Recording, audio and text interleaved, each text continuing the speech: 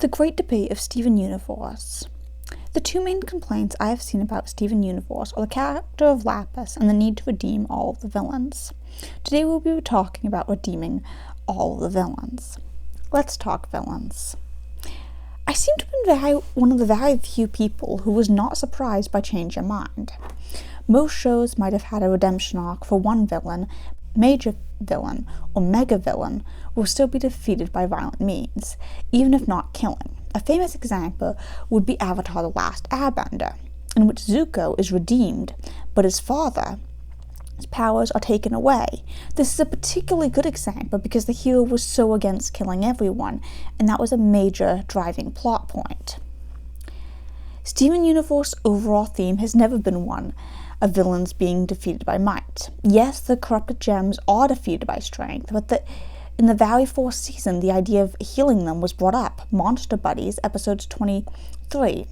So even that has been a repeating theme, that this was not ideal and something better should be worked towards.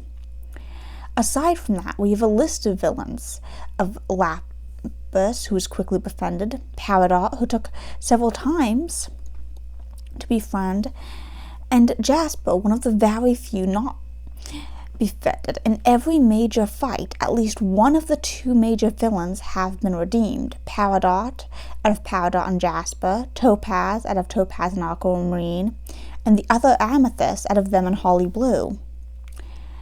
Even with villains that could have been dealt with as a mindless object, Steven Universe chose not to address them like that, such as with the watermelon in Season 1 or the cluster in Season 2. Both times they thought violence would be the answer and had to be proven wrong. Not only that, but they then had these villains come back to help them in later episodes. With such a major theme of redemption, it didn't make sense to me that the show would end on a note of violence, as that would undo the overall message of the show. Most people are so used to the normal storyline that they understandably thought that Steven Universe would follow it, or they saw the diamonds as monsters that they are, and assumed there was no fair way to redeem them. These are fair points, as few people were impressed with the episode Change Your Mind, although perhaps the showrunners would have done better if they'd had more time. With the time they had, the ending felt rushed and weak. Now most people, myself included, making these videos and essays and discussing the show in great lengths are adults or teenagers. And I think it is important to note this is not the age range the show was made for.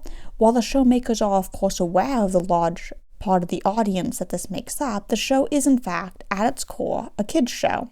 And a kid doesn't actually need to worry about what to do with aliens trying to take over another planet. And let's face it, most adults don't either. What kids do need to worry about is a bully at school, or a teacher they feel is treating them unfairly. And trying to be kind is not a bad thing in these situations. Steven Universe addresses the idea that being kind while never letting go of your beliefs. It is a really important message for kids to hear, and so, while I think it could have been handled far better, I do not think the idea that Change Your Mind is a bad one.